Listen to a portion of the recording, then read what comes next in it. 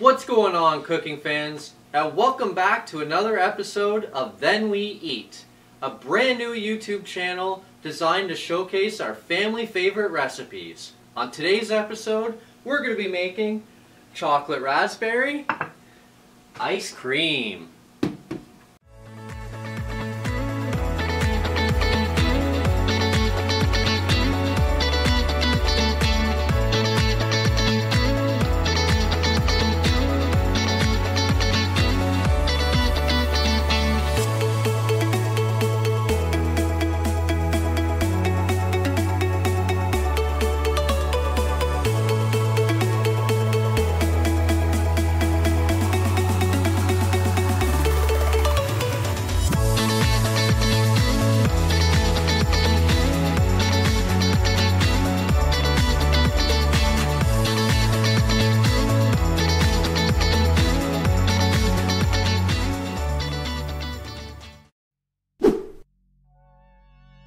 Okay, so ingredients.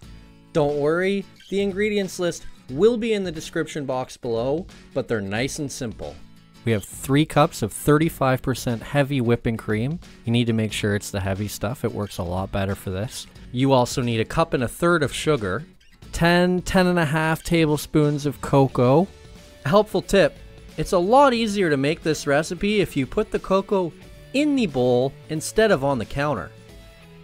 As we discover at the end of the video, I think we need more like 8.5 or 9 probably would do much better for this recipe. So we're going to start off by heating the cream. I turned our stove on to medium, but as you'll see, I had to turn it up. Our stove doesn't quite get hot enough, so I have to play with the heat a little bit to make sure I get the temperature that I'm looking for.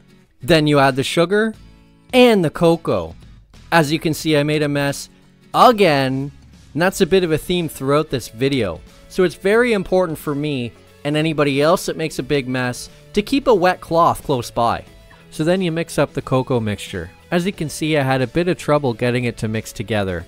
One of the things that you can do that will definitely help that is if you run it through a sieve first. You won't get nearly as many chunks that you can see forming, and it blends together a lot easier. So once you've got the cocoa mixed in, just leave it on the heat. Let it come up to temperature. You're looking for it to start to come to a simmer. You've got to be careful with cream. You need to continue to mix it. First of all, as you can see, to get some of the chunks that were still left in it out. But secondly, so that it doesn't burn to the bottom. Just keep stirring away. Once it starts to get close, you're going to want to keep a bit more of an eye on it because the cream can get away from you in an awful hurry and it will start to go kind of funky. While your chocolate sauce is heating up, you can go ahead and measure out your raspberries. I used about 3 cups, and as you can see here, I've got some really dark ones and some lighter red ones. We had some frozen ones in the freezer, so I used a bunch of fresh ones and then whatever frozen ones we had, and in the end it still wasn't enough.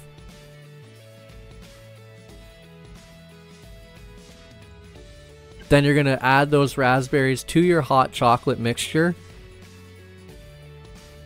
You're going to want to stir it all together. And then you're going to let it sit for about 10 minutes. This is going to let the raspberries and the chocolate kind of mix together and let the flavors blend. It's also going to cook the raspberries, so when we get to the next step in the blender, it makes it a lot easier for those raspberries to blend. Then you're going to add the mixture to the blender. Make sure to get as much of the chocolate sauce mixture out as you can. You don't want to waste that. And then we're going to hit puree on our blender and let it run. Make sure to stop your blender every 10 or 15 seconds to give it a shake, just to make sure the berries all get blended in. Then if you like a smoother ice cream, you're going to want to sieve the berry mixture to get all the seeds out. Raspberries have a lot of seeds, and if you don't like to crunch on those seeds in your ice cream, you're going to want to make sure you get those out now. So you're going to kind of mix it all through. Make sure that you can get as much of the chocolate sauce through the sieve as you can without getting any of those seeds through. And when that's finished, it's time for the refrigerator. You're going to want to leave this mixture in the refrigerator for a few hours, just so that the mixture is cold and it makes the ice cream making process a lot easier. In the end, I think I left mine overnight. So the next morning you come back, you take it out of the fridge, and it's got a much more pudding-like consistency. Maybe not quite as thick as pudding, but it's pretty close. So I left the lid on my pot upside down, so we just gotta pry that off. And a little bit of condensation isn't gonna hurt too much because it's just gonna get frozen in with your ice cream anyway. And then pour it into your ice cream container. So now off to the ice cream maker we go. Every ice cream maker is different, so you're gonna wanna follow the directions on yours. Mine calls for about 6 cups of ice in the bottom, and then about a half a cup of salt, and then it appears you want about a half a cup of ice on the counter. Remember when I said I made a bit of a mess? Well, there it is again. And once you get the ice cleaned up off the counter, you want to keep repeating the ice and salt until you reach the top of your ice cream mixture. So once you get the salt and ice up to a point where it's at the top level of your ice cream mixture, you're going to want to put the motor on top and then plug it in and let it spin. I come back every 15 minutes or so to check on the ice and salt, make sure everything's good, and just keep it topped up.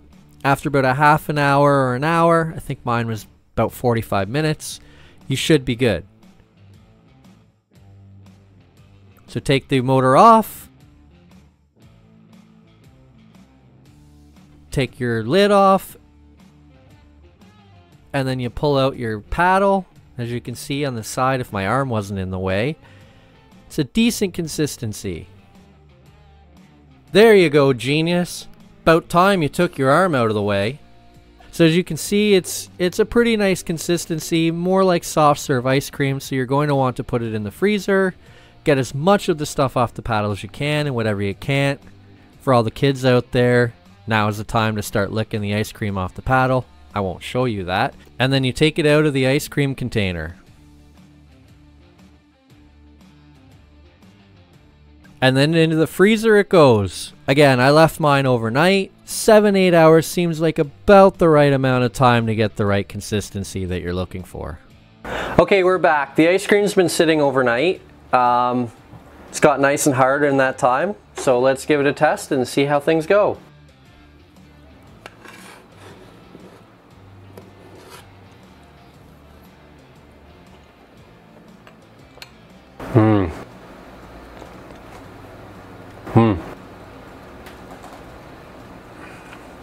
That's very good. Little too much cocoa. I'd probably cut it back by tablespoon and a half, 2 tablespoons maybe. And it could use some more raspberries. But it's very, very good. Let's see if I can get a little bit, show you here.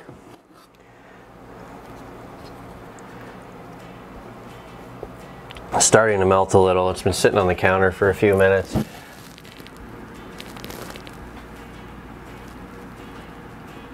So you can see it's got a decent texture. It's not ice crystal-y or anything, despite not adding any vodka. And it's very good. So don't forget to hit like if you liked the video, subscribe to the channel if you really liked it, tell everybody you know, and let us know down below. What's your favorite kind of ice cream? Oh, and don't forget, first we cook, then we eat. So good.